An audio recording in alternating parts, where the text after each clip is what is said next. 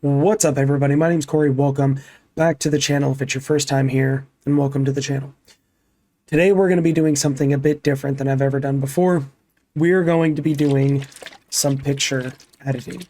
I'm going to be using Lightroom Classic, which is available through the Adobe Photography or Content Creator bundle. It's like $10 a month. And I just kind of want to give a rough idea as to what I usually do, what my process is for editing photos. Now, I'm not a professional. I've only been doing this for off and on about 2 years, more regularly the past couple months when I find time to. Before we get into Adobe Lightroom, let me tell you what I shoot on. These pictures that I'm showing you today, they were shot on a Canon M50 Mark II. It's a very good camera in my opinion. Obviously, there are far better cameras out there, but I'm of the mindset that photography is more about the photographer in many cases than the hardware that they're using. Some of the best pictures I've taken were done on a very introductory level Canon Rebel T6. And yeah, so it's not so much about the camera that you're using, but your ability to see the pictures in your mind, to see what you want to create, and then to translate that through the camera, and then if necessary, through the editing process, which is when we jump into the editing. Editing is something that is not necessarily required, but it does help you bring out what you're going for with the pictures. It can help things pop. It can help the colors really come to life, help the picture itself really come to life, and you can accentuate those details that maybe you weren't able to pick up with the camera for one reason or another. Let's go ahead. Let's pull up Lightroom and let's get into it. So these are 11 photos that I took of my WRX. I just snapped these real quick, took 20 minutes, and you can see up here the different settings, ISO, the length at which it was taken, the f-stop, and then the shutter speed. You can see there's a few different variations. A lot of them are pretty even. And you can see in a few of them, they're a lot more clear than the other ones, and that has a lot to do with the ISO. So on these darker ones, very, very noisy, very grainy. So obviously you're going to want to try to avoid that. 3200 ISO, it seems like in a lot of cases, a bit too high for this camera,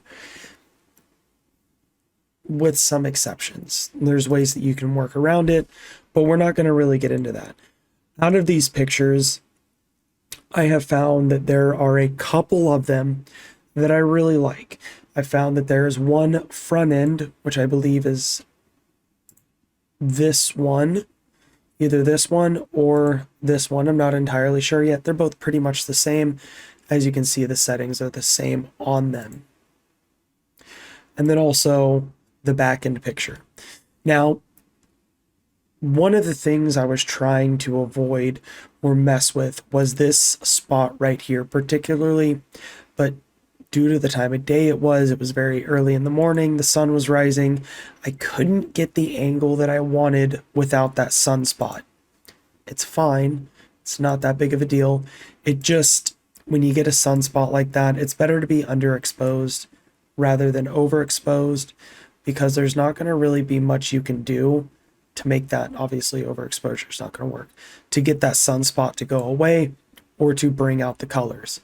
So I guess that's just kind of a brief rundown. Let's go ahead and let's start editing. Let's start walking through the process that I generally take when I do my editing. One of the first things that I do every single time is I figure out how I want the picture to be taken. Is this something that I want to set for a desktop background or have it at 1920 by 1080? Is it something that I want to be able to print out and frame? These are all different things that you have to think about. Is it something that you want to post on Instagram? All these different things are things that you've really got to take into account when you're going through this first initial process. This one, I think I want to make it a desktop background, so I'm going to make it 1920 by 1080. Then what you do is you just get the picture kind of how you want it. You line everything up how you want it to line up. Now that's about what I would want. That looks fine, but it's not, it's in frame, but it's not lined up. So when you're doing the lining up, a couple different ways you can do it. There's the auto button if you just want to automatically do it. Automatically doing it, it's going to either go by horizontal or vertical. Now, this is setting it to a vertical, which looks good. If we were to go horizontal, let's say horizontal with the top of the tunnel, that looks okay as well, but it looks a bit askewed. It looks more askewed than it does just lined up with the tunnel itself on the sides. So let's go ahead, take that, get it lined up more, maybe like that. Still looks a bit too big for me, so we'll bring it down a bit, bring it in on this side. All right, I think that looks fairly okay. That's the lineup process. Now, lens correction. What this is going to do, as you can see, is when you take a picture of something, the lens is curved glass, so it's gonna have a little bit of distortion to it. This just gets rid of that distortion. So we have that on there. Honestly, in many cases, if you're good enough with your camera or if you shoot on auto settings, a lot of the times this will be completely fine. Just those two steps are a perfectly fine introductory editing process for photos. As you get a little bit more, what's the word? Wanting to edit more, as you get more comfortable with the software. Now I know that this is the histogram. I don't necessarily really know how it should be set up in the histogram because, like I said, I'm very new. There's a little button right here, this auto button. Now, I almost always do this to give myself a good starting point frame of reference. When you click this, it's going to adjust these settings as well as these settings, and I believe these settings as well. Maybe not the white balance. Doesn't adjust the white balance. But as you can see,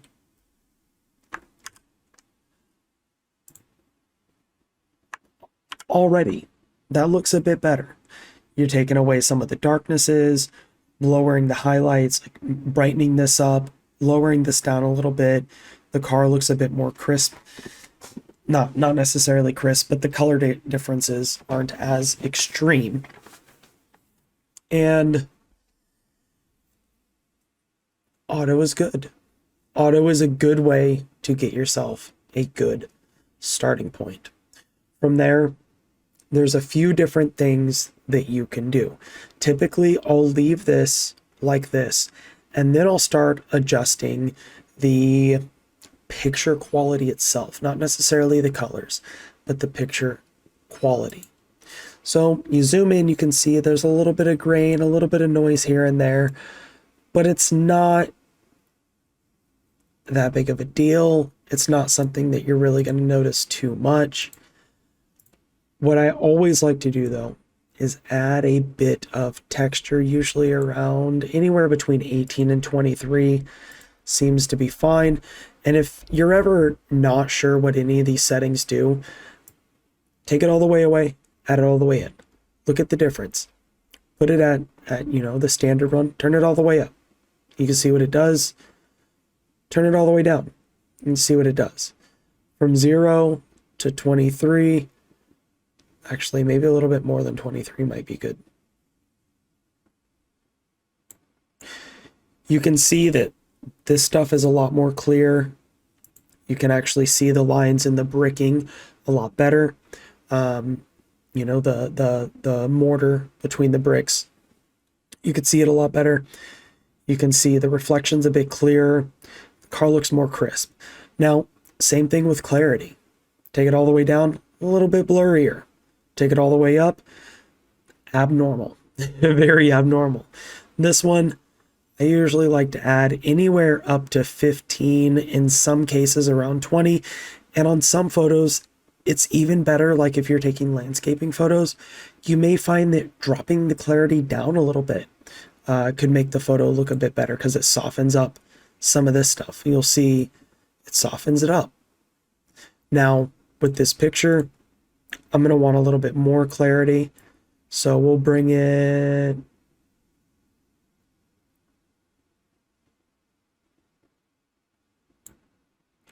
I think 14 looks okay.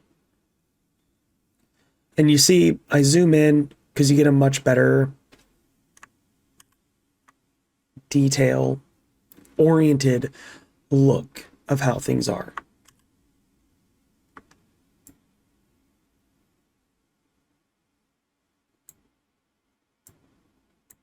Now, with dehaze, this is why I wanted to go through, put it on auto. This is to call back to what we did initially. So when you do dehazing, it's going to add a bit of contrast to the picture. That's why I didn't mess with any of these yet. I just hit auto, left it, and now I'm modifying this stuff. So you look, you add the dehazing, it adds a lot of contrast. Take it away, it removes a lot of contrast, almost overexposing the picture. This is something that you kind of play around with. You figure out what feels right, as with a lot of these. Use your own photographic eye, your own opinions, your own decisions on how you want to do it. Now, with car photography, landscape photography, portrait photography, everything that you do is going to be a bit different. So, like this one right here, this preset, I had this set up for pictures that I took yesterday. And you can see it's pretty different. A waterfall picture that I took, I really wanted to accentuate some different colors. Presets are great. But you've got to make sure that you're, you know, make sure you're adjusting for the individual picture before you set presets. So now that we have that initial part done, don't really want to mess with the saturation or vibrance overall, and that's because we're not done yet. I like to go down to detail. I like to sharpen up the picture a little bit, add some masking. You can see when you turn this all the way on, all the way off, you're not going to notice too much. But if you mess with this one, you can really see it.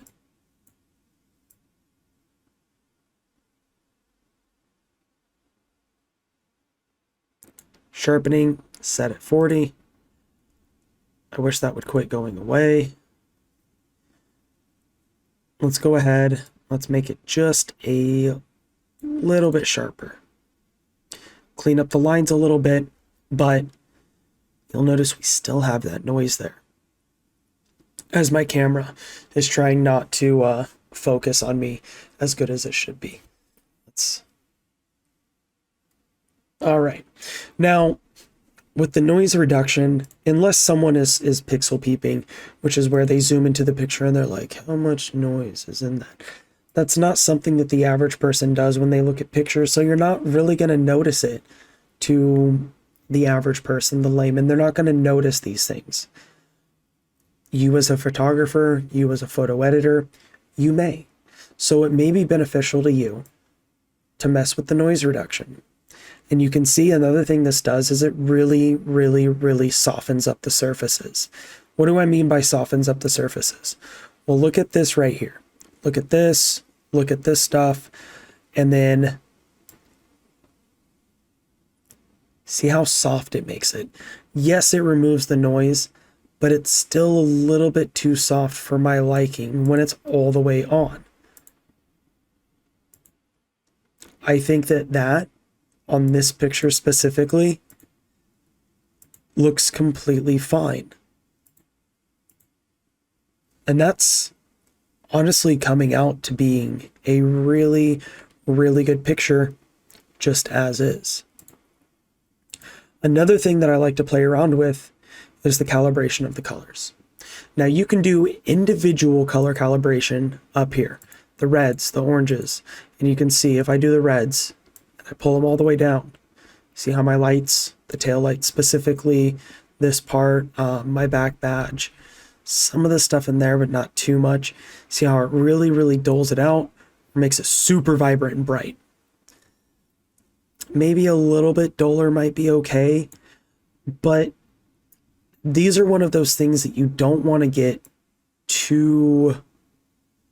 That actually looks really good. You don't want to go overboard with these things specifically. Like, and that may look good right there, but look at how vibrant it made that. It looks abnormal. So we'll bring the luminescence back. Maybe dull it down just a little bit more. And the lights look good, in my opinion. The emblem looks good. The side emblem looks good. You can do the same thing with all the different colors. And the reason that I went down to calibration to show you is because look at what happens when you do the overall blue. You realize there's a lot of blue and a lot of stuff. Now, if we turn this up a bit, you can see the concrete or the asphalt, it becomes a little bit more blue. The trees become a little bit more vibrant. Same thing happens when you dial it down. The car becomes more of a bluish gray instead of a blue. So it really kind of makes a lot of the more important colors, in my opinion, pop.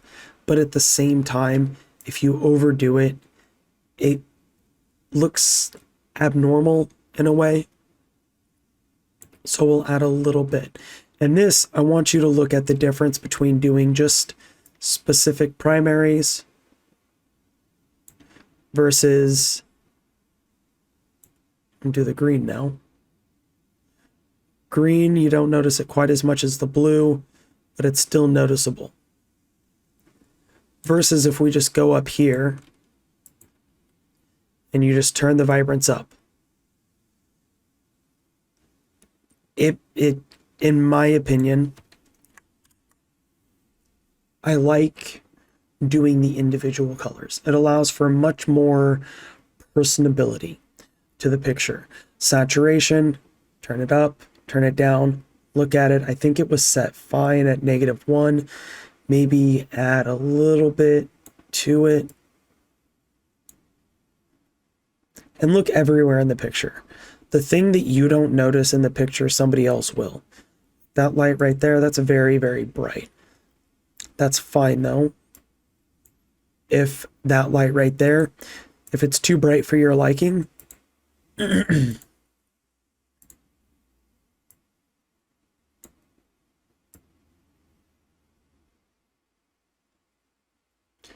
see how the luminance, it does a bit too much, but desaturating it kind of brought some of the colors down. It also brings down the brick colors and the taillight colors.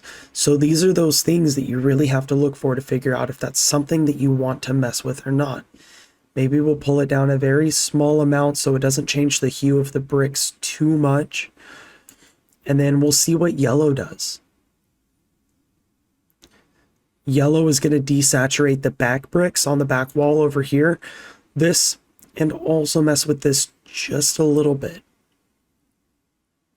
It's almost not even worth trying to get that light set up, just for the simple fact that it messes with so much other stuff in the picture when you try to modify it. So that's fine. We'll leave it as it is. Now the tone curve, this is going to be the overall lights and darknesses, highlights, shadows of the picture itself. It's going to generally be good to bring the highlights down a bit. Obviously not a lot, just a little bit. You can see the very subtle changes in this. Same thing with the lights. You want to bring it down to kind of balance things out. Bring the light down. It was early morning when I took the picture, so bring the darks up a bit. Try to pull the shadows out, but not too much. And then we go back to the basic bar. After all that's been done, now is when you can mess with this a bit more. Get it to where you want it at. Mess with the shadows, play with it, see what it does.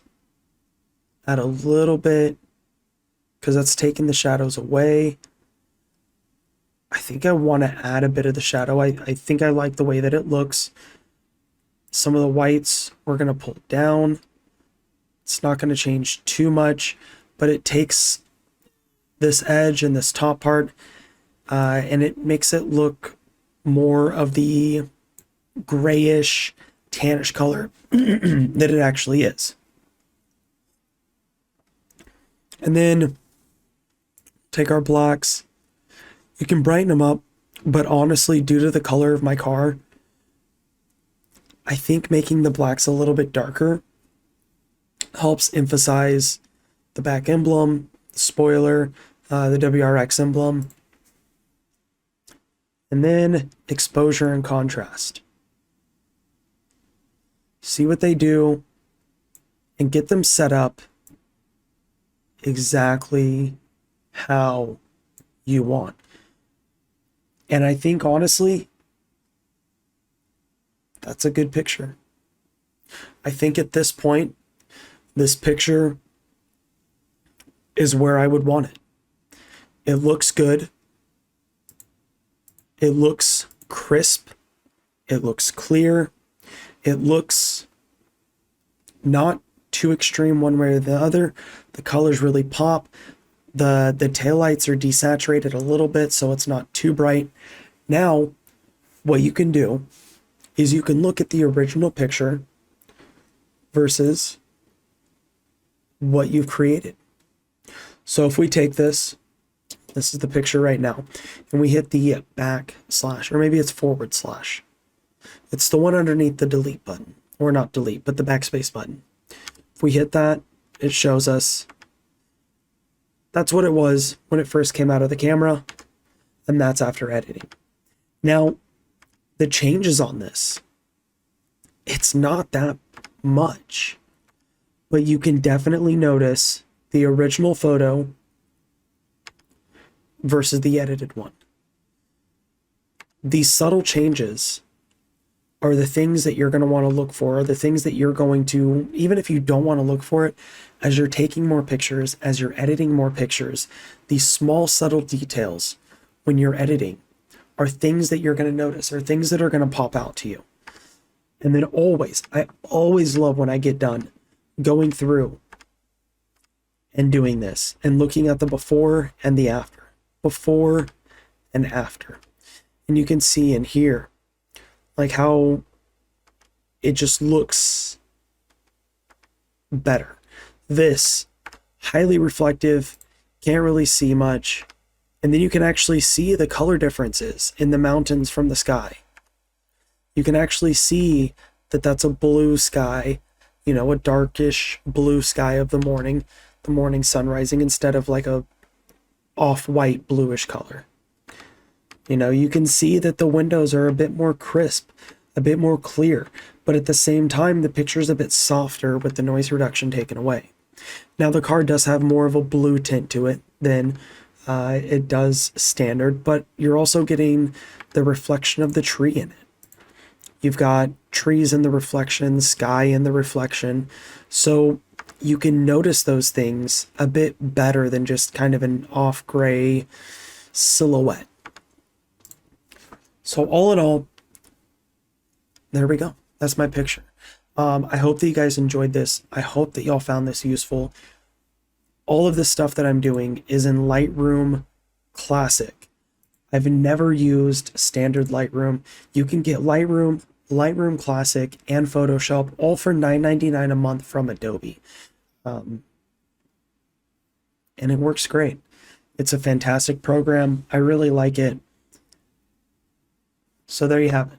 I guess that's going to be it. Long video, I know, but photo editing usually isn't a quick process. The more you do, the better you'll get, the quicker you'll get.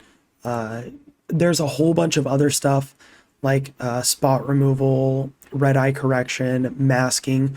All of these things are things that I don't really mess with because I'm not that in tune with the editing process when it comes to that stuff.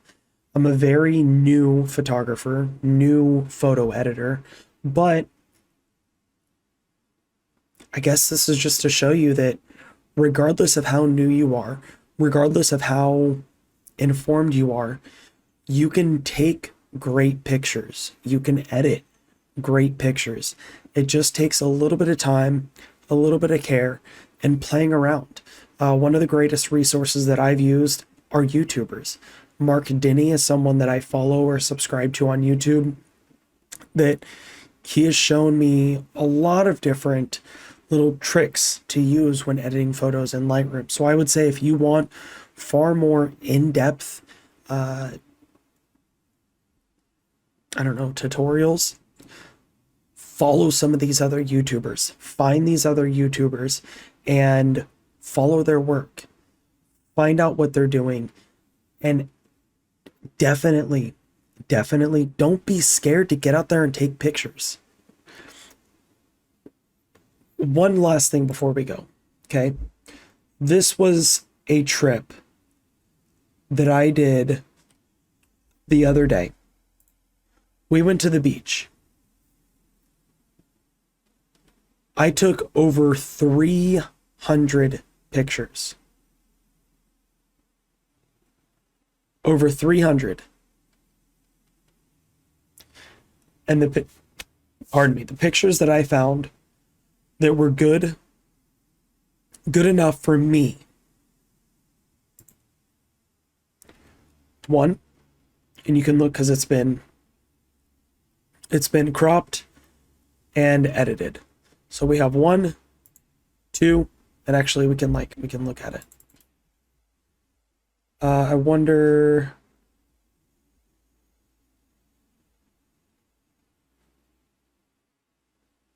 I don't know how to. Oh, filters.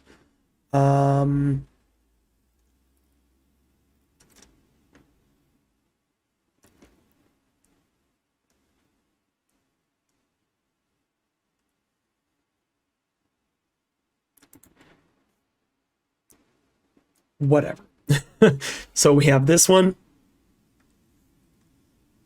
This one of the ant, because I thought it was cool. This one of a seagull.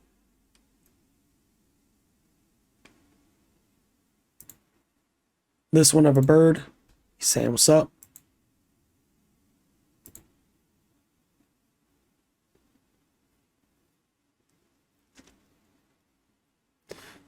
This one of just the sea stacks and the ocean and everything.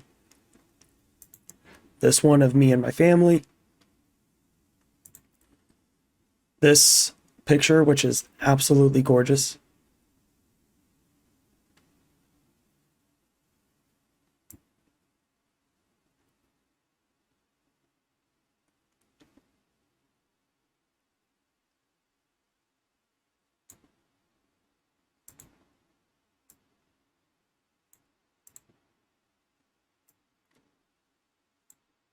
All these pictures, and these were the only ones that I liked enough to go through the editing process. That one I'm not even done editing yet. That was, I just tried to bring the colors out a little bit to show my wife because she really liked those flowers.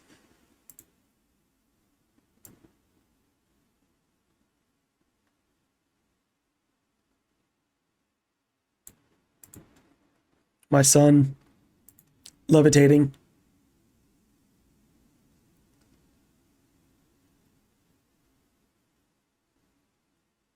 His Lightroom is taking forever to load.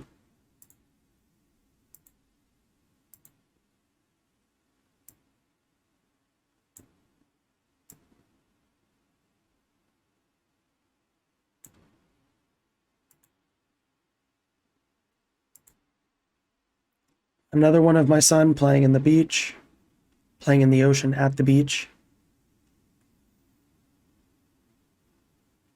Seagulls in the background, sea stacks. He's just playing, having a good old time. Another one of him.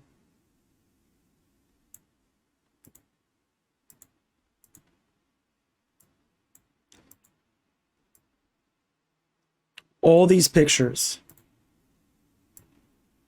So don't be scared to get out there, to take pictures. Don't be scared to try things. Mess with your settings. Take bad pictures that you can't do anything with. Because each time you take a bad picture, there's something to learn from it. Got to be willing to learn from them, though. Just a couple more and then I'll let you go. Really, really, really like these ones.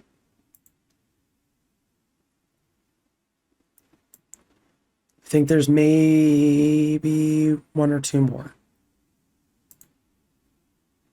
Just a guy out here fishing.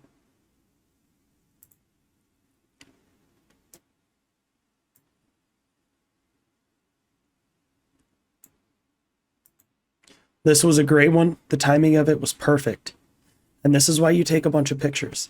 The timing in this one, you've got a guy over here casting his line as this guy's falling off his surfboard. Just a perfectly timed shot.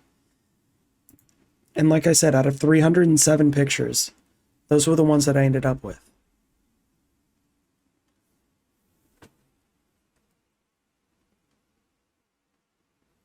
So again, don't be scared to get out there and take pictures. Don't be scared to go out for an entire photo shoot and not get anything that you like. I've had that happen to me before.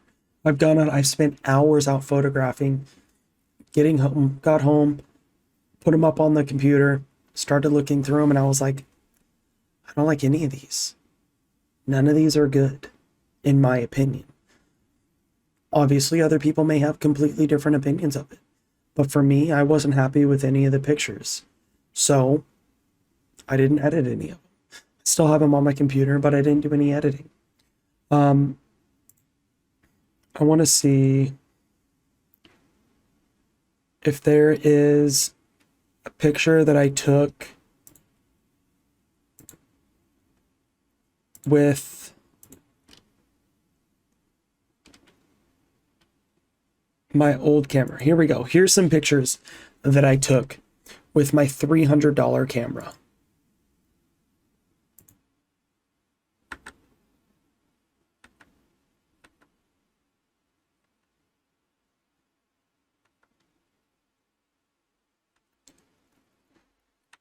Is the picture quality different? Yeah, a bit. Is it so drastic that you shouldn't start taking pictures with whatever you have? Absolutely not. Look at how absolutely gorgeous these pictures are. Now, obviously, if you pixel peep, it's not as nice. But just go take pictures. Just go take them. That's all you can do. I hope that you guys enjoyed this. I hope that you learned something. If not, that's fine. If so, fantastic.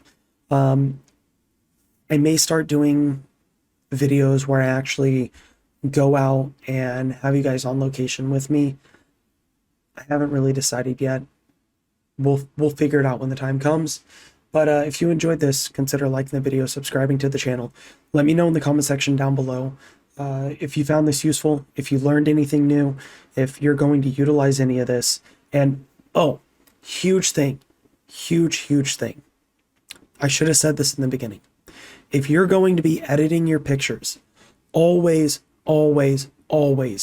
full stop, without question, no second option, shoot in RAW format. Doesn't matter if you're shooting from your cell phone, from a camera, be it a $300 camera or a $3,000 camera, although if you have a $3,000 camera, I'm sure you already know this.